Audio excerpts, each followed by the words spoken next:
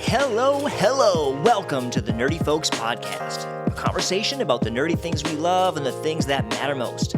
My name is Matthew Seipel Anderson. And I'm Katie Seipel Anderson. We are the hosts of the Nerdy Folks Podcast. We love this community, and we're glad you're with us today. We're talking about Christmas. This magical season. And Christmas specials. And a little bit about the spirit of Christmas. It's just a Christmas episode. It's a Christmas episode. Katie, what makes Christmas magical to you? I'll tell you what it is for me. Cookies.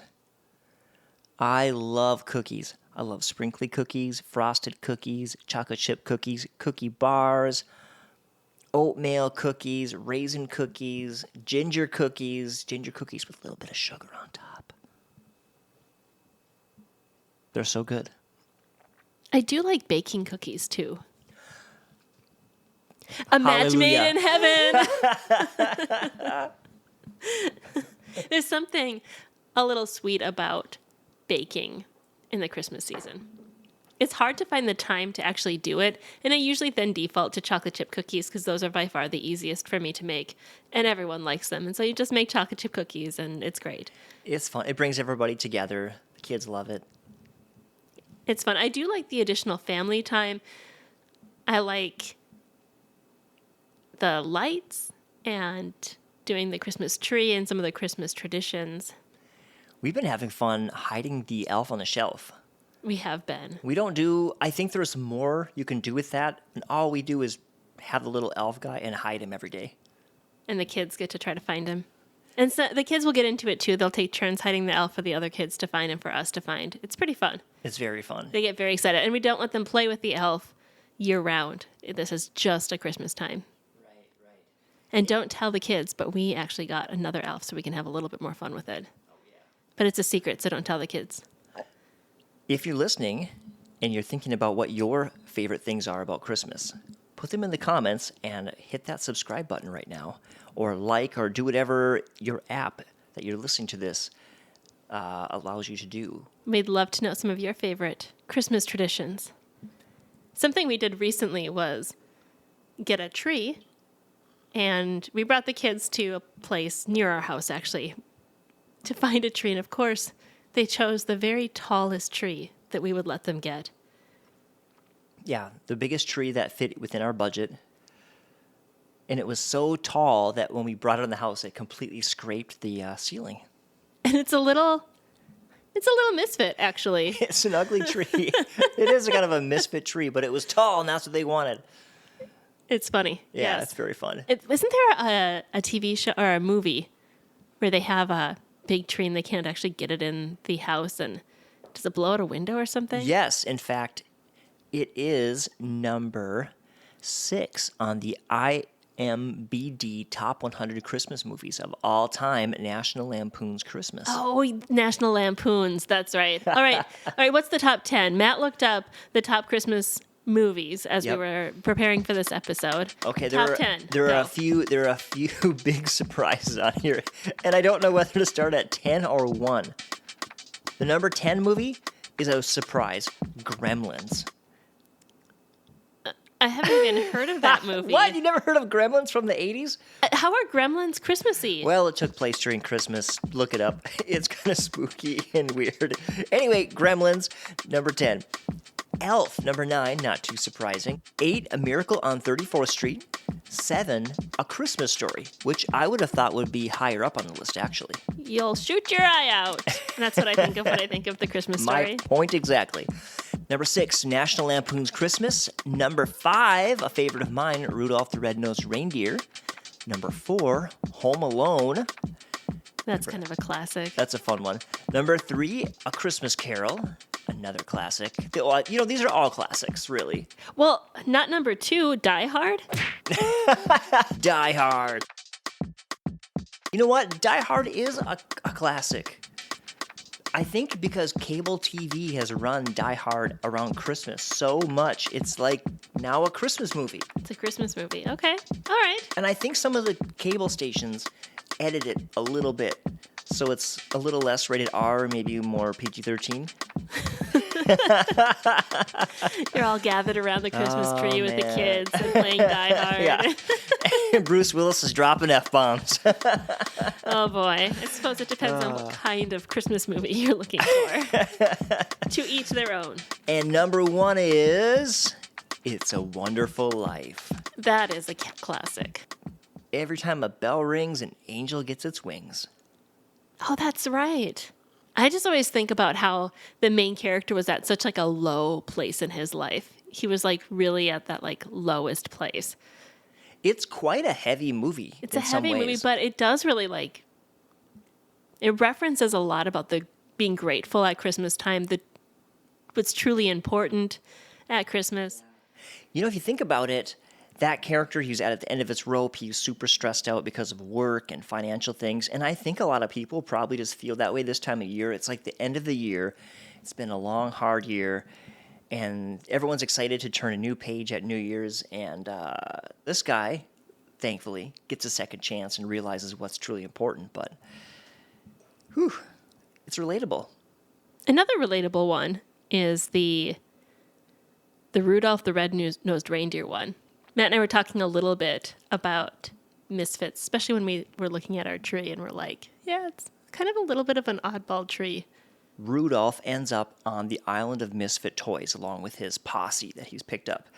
And it's populated by all these toys who are good toys that want to make a difference in the life of a child, but they're not able to because they're different. They're just odd. And so they ended up at this island of misfit toys. And like you said, I think a lot of us can really relate to that. I think everybody at some point can relate to that. Everybody wants to fit in. Everybody wants to have a life that means something or that you feel like you do something positive with your life. And everyone has felt the sting of frustration, I think, when it's not working out for you or you're feeling rejected or something like that. I also think there's an easy connection between that story and the redemptive story of Christmas. You know, Christmas is all about God coming down into this place of vulnerability and humility because he loves us and he wants to show us about the kingdom of God, and then eventually Jesus dying, raising from the dead, and offering redemption for us. You know, it's interesting because from the standpoint of like a savior and a king and God, he really came in a misfit kind of way. He definitely didn't fit what a lot of the people had expected for their savior. There is a song, a Christmas song by a guy named John Mark McMillan, and the lyrics encapsulate this idea so perfectly. I'm going to read just a little bit of it. It says this: "We thought you'd come with the crown of gold, a string of pearls and a cashmere robe. We thought you'd clinch an iron fist and rain like fire on the politics. But without a sword, no armored guard, but calm and born in mother's arms, the government now rests upon the shoulders of this baby son." And it's so cool how that's how God chose to offer salvation to the world, is through grace, through humility, through love, through sacrifice. And Rudolph, who's kind of a misfit himself because of his glowing red nose and all that, he sees the misfits, he has a heart for them, and he brings Santa back, and they rescue all the misfit toys, and they deliver them to the children. And it's actually kind of a really beautiful picture of redemption, of salvation, of a second chance. And of hope. And of hope, yeah. And so maybe that's what Christmas comes down to, is it's a message of hope. It's a message of a second chance and a hope for a brighter future. So, you may feel like a misfit. I think most of us do at some point. Maybe some of us feel it a little more acutely than others, but if you feel like a misfit, just remember that God sees you as special. God sees you as someone special and worthy of love.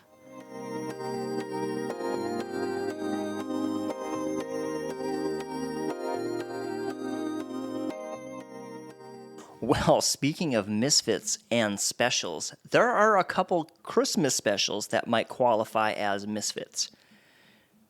Particularly the Guardians of the Galaxy Christmas special, because literally it's about a band of misfit characters. and how they've sort of formed a family with one another. We do actually have an episode on that from last year in December. So you can check out episode 139 if you want to know our thoughts on Guardians of the Galaxy Christmas special. And the Star Wars Christmas special is a bit of a misfit among the Star Wars canon. So we watched a little informational thing because we actually weren't able to bring it up to be able to watch the Star Wars Christmas special. But seems like pretty much no one's proud of that one. Yeah, like George Lucas has straight up disowned it. The characters are all embarrassed by it. They even said that it's so bad that it's not so bad it's good. It's just so bad it's really bad.